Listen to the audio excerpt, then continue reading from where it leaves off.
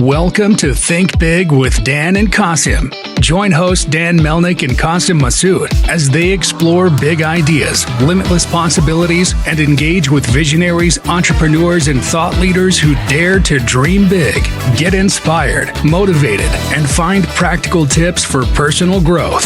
Think big, dream bigger, and ignite your potential.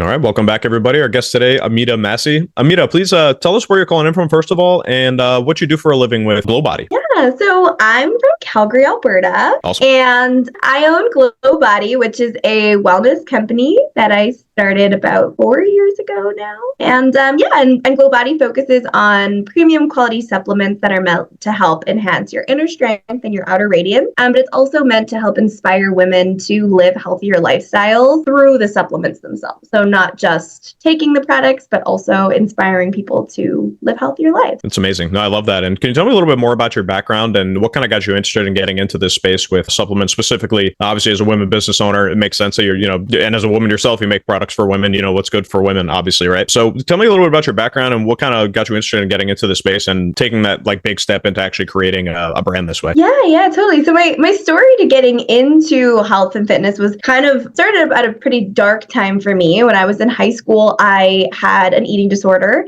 And I struggled with that for about 5 years. And I I've always been into health and fitness. I've always danced. I've always attempted to play many sports. And my mom was always really active. And so we saw her being active growing up. And so I've always been into being active, eating healthy, all that kind of stuff. And when I started high school, I kind of took that to the extreme level. I was also dealing with pretty severe depression and anxiety. And I used fitness and health to basically medicate myself through that and ended up with an eating disorder that took me on this 5-year journey to recovery that essentially led to the birth of my business. When I was in recovery, I had my motivation to get better was that I was trying to find my glow. I always kept saying to people that I needed to glow. I wanted to glow. I would say to my sisters, I want to glow like you. And I eventually started a blog that taught people about all the things I was learning about nutrition as I was going through my recovery. And it was called Food Glow. And eventually in 2018, I was released from the eating disorders program. I was technically recovered, but an eating disorder lives in your brain forever. So you're recovered physically, but there was still a lot of work to be done. But I left the program wanting to make an impact on other people and to hopefully help inspire other young women and give other young women support that I didn't have that caused me to go through what I did. And so I started selling protein donuts in local fitness studios. And that business actually took off. It was doing really well. I was baking out of my mom's kitchen and then eventually moved to commercial kitchen. But then when COVID hit, I had to do a pivot because the grab and go market was a little bit dead at that time. And at that time, I was also partway through my kinesiology degree. So I got really into sports science, bodybuilding, all that kind of sciencey stuff. And I really wanted to create a supplement line that was meant for women to support our bodies because a lot of studies and supplements are done on and created for men. And so I really wanted to create supplements that were good for our bodies, but were also marketed specifically towards women because that was a market that I saw was lost. And also wanted to create supplements that were really high quality. That was something I could take and feel comfortable taking. So that's kind of how GlowBody became to be. And here we are 4 years later. That's amazing. I love that story. And I really appreciate you sharing, that story about yourself. And, eating disorders is something that is not talked about enough, in the public setting, I don't think. I mean, there's a ton of conversation around, the substance abuse and alcoholism and even depression and anxiety. But eating disorders are still, especially in the United States, I mean, they are still very rampant. It's something that's affected me closely, not myself, but definitely people close to me. And, those support systems are not as robust as, some other things that people deal with. So I appreciate you sharing your story. And I really appreciate what you're doing with the brand. It's an awesome why for the brand. And I love that you're so mission driven. So what did you kind of try to do, I suppose, differently? And of course, a big part of supplemental brands and things like this, and it's almost like a lifestyle brand, right? So having a niche the way that you do is obviously very important. So how do you kind of do things different from the product side? And how did you develop products to make them, specifically, women centered as far as their functionality and also with the branding? Yeah, totally. It's a really good question. So yeah, like you're saying, the supplement industry is super saturated. And, me being 19 when I started this business. I did not know anything about like market research. I was just like, I'm going to start a supplement company. And I was like, I did not know what market I was getting into. But how I kind of planned the supplements was, first I looked at like what I needed. I was like, okay, look, I'm 19, I'm into weightlifting, I'm okay, like have this sensitive digestive system, my skin is really sensitive. What are the things I'm already taking that I wish I had something better of? And how could I make this more convenient, more cost effective, and more, I guess, healthier for my body? And the two big supplements I was taking every single day and that I was taking through my eating disorder recovery that really helped was collagen and whey isolate. And those are two very expensive supplements. I was spending $140, $160 a month as a student buying those two supplements. And so that was kind of how I created the first product. So I was like, why is nobody in the supplement industry? We're selling whey isolates, we're selling collagen, we're selling creatine, but nobody is combining things together and making it more efficient. I mean, because it's obviously, we want people to buy lots of different products in our line, but I was like, no, how can I make this more affordable? And so the Whey Isolate with collagen was the first product that I submitted to Health Canada and was approved. And that's kind of like the flagship product because, I just wanted to create something that was solving a problem, which is what entrepreneurs do. We solve problems. And that was kind of the first one. And then the second product I launched last year was the aminos. And again, I really was just like, okay, what do women gravitate towards? And we like to be hydrated. We like things that taste yummy. We like things that look pretty. And I couldn't find that. And I needed an essential amino acid supplement. So I was like, cool, I'm going to make one.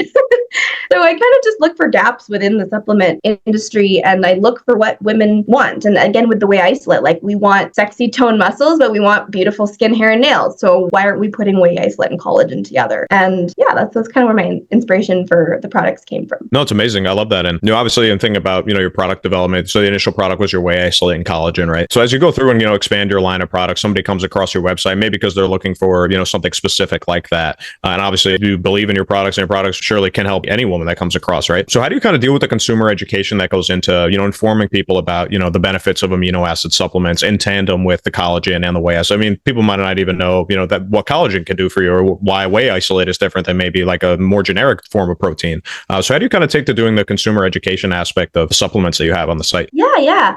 So, a lot of it is I definitely do pick, like when I chose the supplements to launch, I did pick sort of like hot supplements that are trending. Like collagen is like one of the hottest supplements out there. Everybody's putting collagen in drinks and bars and chocolates and in their face and on their everywhere.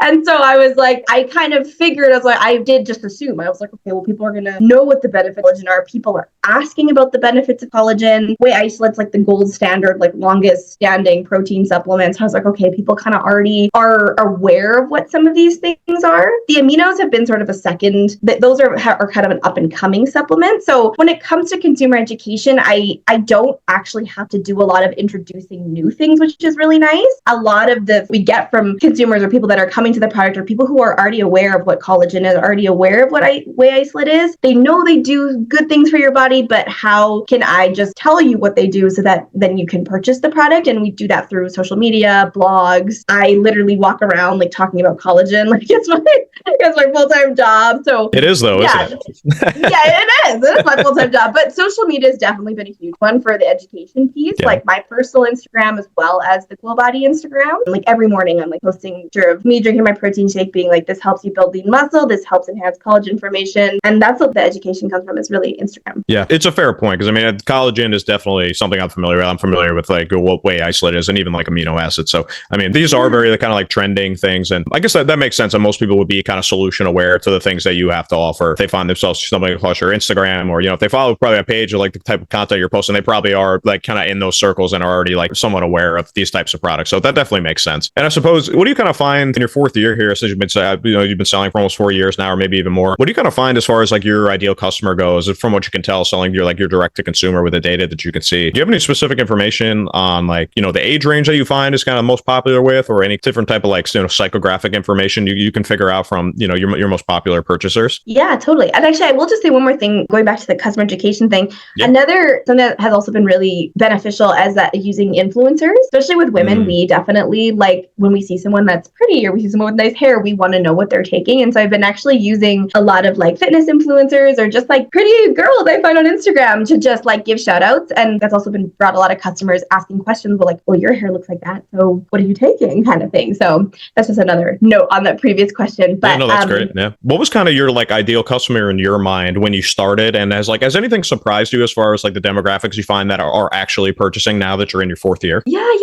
You know what? Honestly, no. Created the brand thinking that I was going to get a lot of 26 to 35. And then, like also like premenopausal women as well, like 45, 55, getting really interested in the products. And it kind of ended up being that way. I have created the brand to be something like really pretty and really like trendy looking, that I tend to attract that kind of market. So not really anything has surprised me. When I get a order from a male, I get really surprised because I do have some guys who drink my protein and they'll email me and they'll be like, I know I'm not your target market, but I really like your protein. And by all means, it's for everybody, but it does make me kind of chuckle a little bit when I get like orders from like some just like guy that's not buying it for his wife or something. Yeah, John Smith in Texas placed an order. Yeah, exactly. What?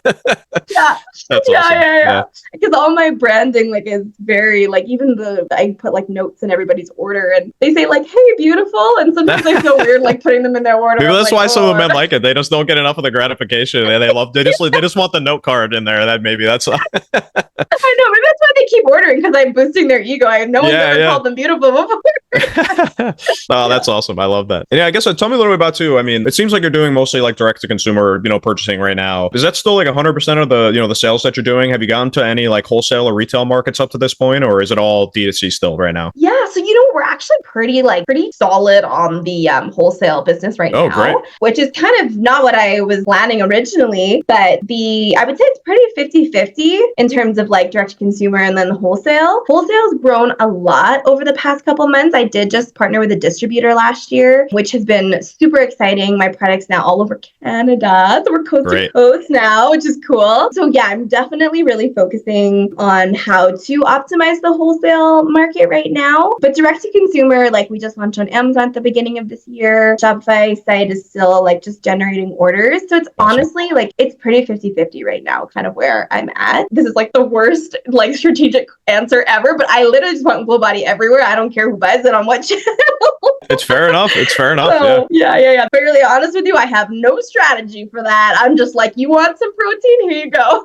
No, that's great. I love that. And it can kind of be impossible to always like pre-plan and figure out like how exactly everything is going to pan out. So when the opportunity is there, it's like everything you do in your entrepreneurial life. You take something on if it's a good opportunity and you just figure out the kinks as you go, right? So I don't blame you for having that perspective at all, especially with something as dynamic as this can exist, obviously, in many different formats. Whether it's like a GNC or like a Target or anything like that. So that's amazing. I love that. I love your perspective on that. And yeah, just take the money and get it out there and, just figure it out as you go, right? It's the best perspective. Yeah. And then I'm curious too, on the D2C side, are you mostly selling to consumers in Canada? Have you found that your kind of niche with your online sale is more Canadian, or do you find that there's a big US presence or anywhere else as far as markets go? Yeah, well, it's mostly Canadian just because I only ship to Canada. Oh, sometimes with like custom and just like supplements and things going over the border, I don't generally market towards the States right now.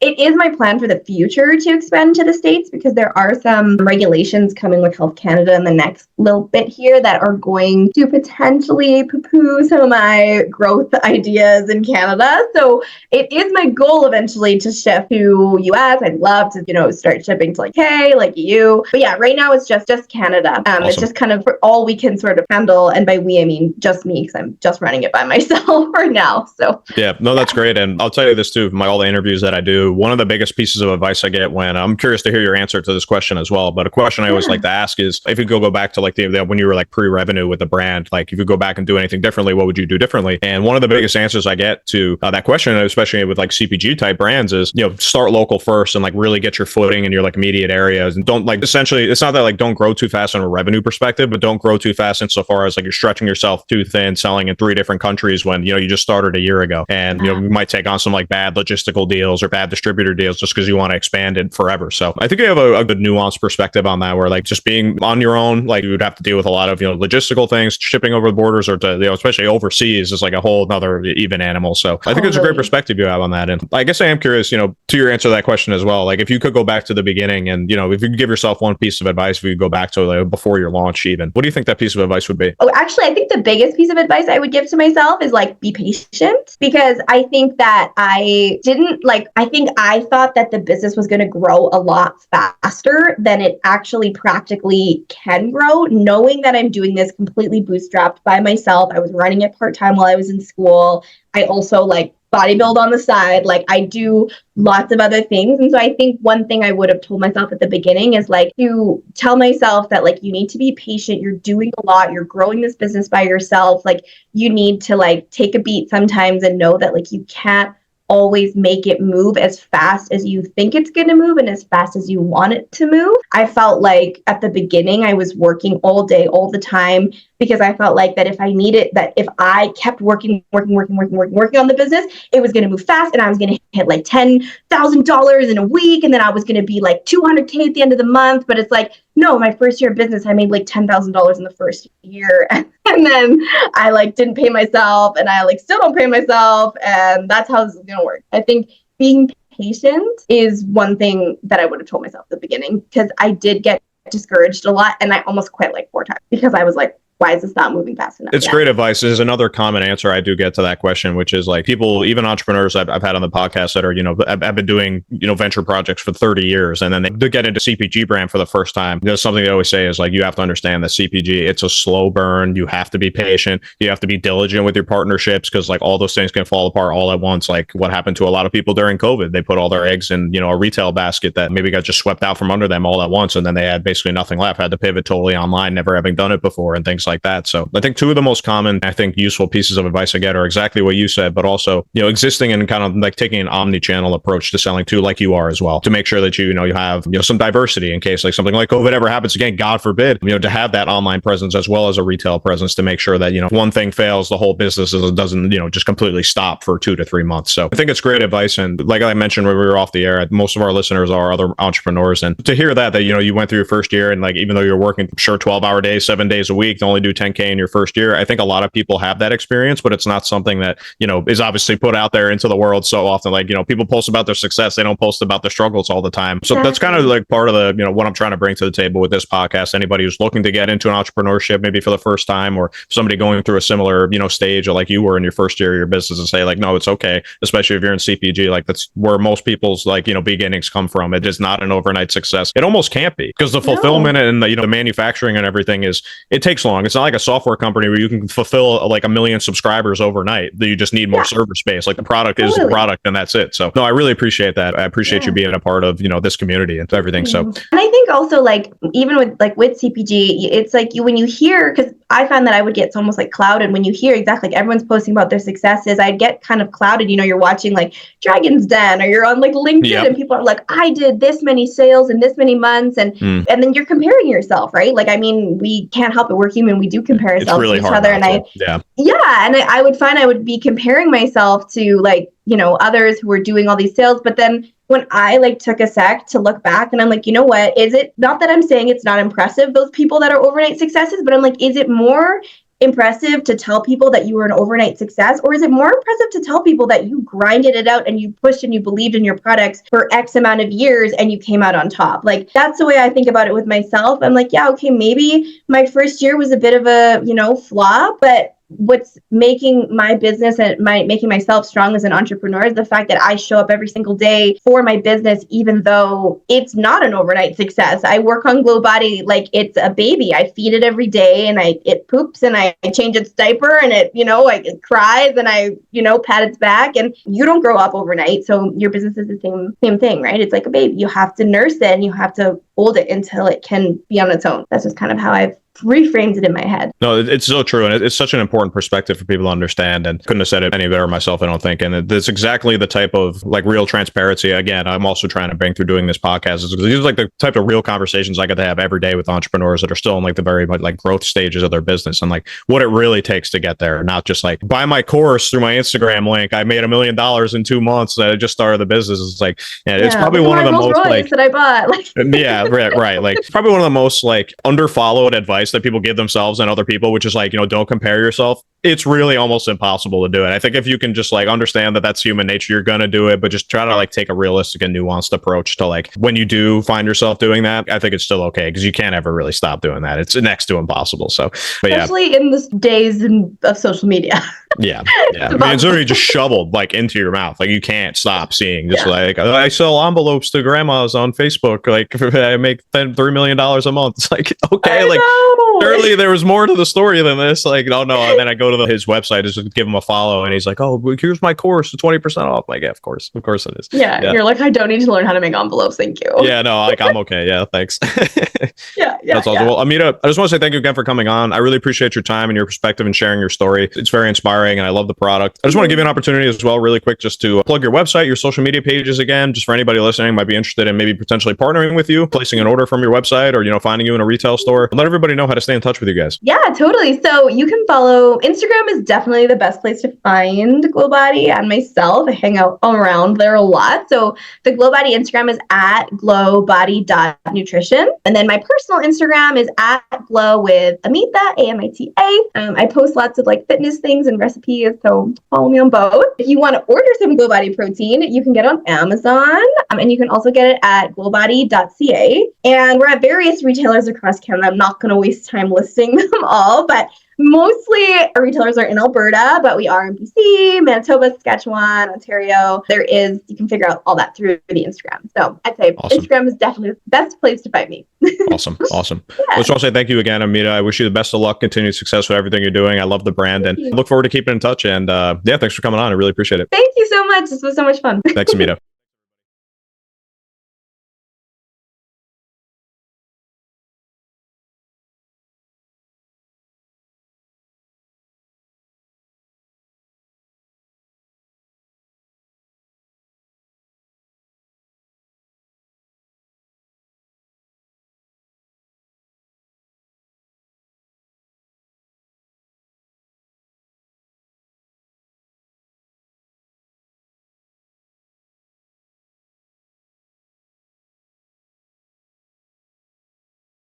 Thanks, everybody.